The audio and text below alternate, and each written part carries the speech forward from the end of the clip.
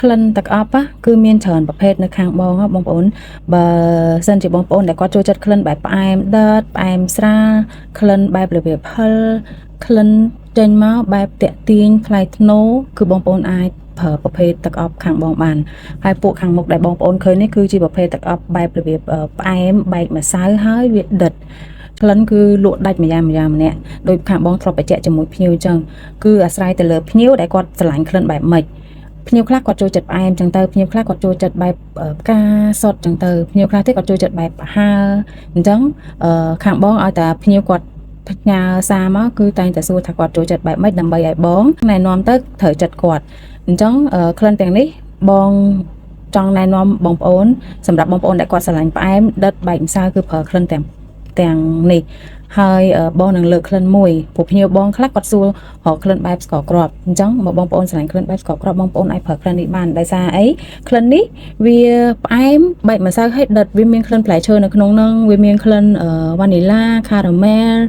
ងាយរួមសិតតែក្លិនបែបឆ្ងាញ់នៅក្នុងហ្នឹងទាំងអស់ហើយធ្វើឲ្យក្លិនហ្នឹងវាចេញមកផ្អែមបែបរបៀបដិតហើយចេញមកបែបស្ករគ្រាប់ហើយក្លិនហ្នឹងមិនមែនថាផ្អែមដិតបែបឈឺក្បាលគឺអត់ទេក្លិនបែបតាក់ទាញបងប្អូនអាចសាកបានណាហើយចំពោះបងប្អូនខ្លះដែលគាត់ស្រឡាញ់ក្លិនបែបរបៀបផ្កាលាយផ្លែឈើតិចតួចអីអញ្ចឹងបងប្អូនអាចប្រើ Midnight Love នេះបានក្លិនវាគឺតាក់ទាញមែនតើបងប្អូនហើយជាសិតតែជាប្រភេទទឹកអប់សុទ្ធទាំងអស់ខាងបងប្អូនកុំបារម្ភហើយចំពោះក្លិននេះវិញ Ocean Blanc នេះបងប្អូនក្លិនវាគឺក្លិនបែបថ្លៃថ្នូរក្លិនវាចេញមកផ្កាវាមានផ្កាកណ្ដាងងារវាមានក្លិនផ្កាលីលីនៅក្នុងនឹងងាយរួមសុទ្ធតែក្លិនផ្កាថ្លៃទាំងអស់បងប្អូនហើយក្លិននេះបើក្លិនដើមគេគឺថ្លៃមែនតើហើយបងប្អូនអាចសាកបានមកមានលក់ 10ml 20ml ហើយដល់ពួកវានេះគឺសិតជាប្រភេទ50ml បងប្អូនហើយចំពោះបងប្អូនដែលគាត់ស្រឡាញ់ក្លិនបែប sexy ចាបងប្អូនអាចប្រើក្លិនSecret by Manel នេះក៏បានបងប្អូនអាចប្រើក្លិន Bella នេះក៏បានគឺសិតតែក្លិនបែប sexy ហើយតាក់ទាញមែនតើបងប្អូនក្លិនណាគឺមានច្រើនណាបងរាប់អត់អស់ទេប៉ុន្តែអ្វីដែលបងចង់ឲ្យអូន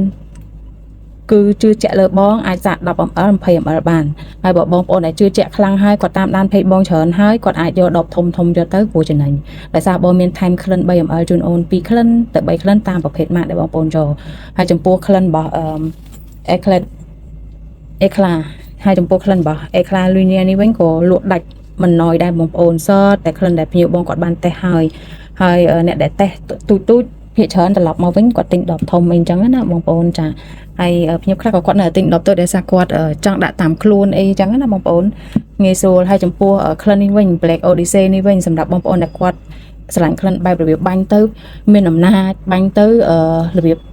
ធ្វើគ្រាន់ថាឲ្យគេដឹងក្លិនគាត់ឃើញក្លិនដឹងថាគាត់ជាមនុស្សបែបរបៀបមើងម៉ាត់ហើយមានអំណាចគាត់ធ្វើអ្វីគាត់គិតអ្វីគឺគាត់ត្រូវតែធ្វើនឹងអញ្ចឹងបងប្អូនគឺក្លិននេះអែមមែនតែនហើយក្លិននេះក៏វាមានក្លិនផ្លែឈើ caramel អីនៅក្នុងនោះដែរបងប្អូនសតតែក្លិនបែបផ្អែមឈ្ងុយឆ្ងាញ់មែនតែន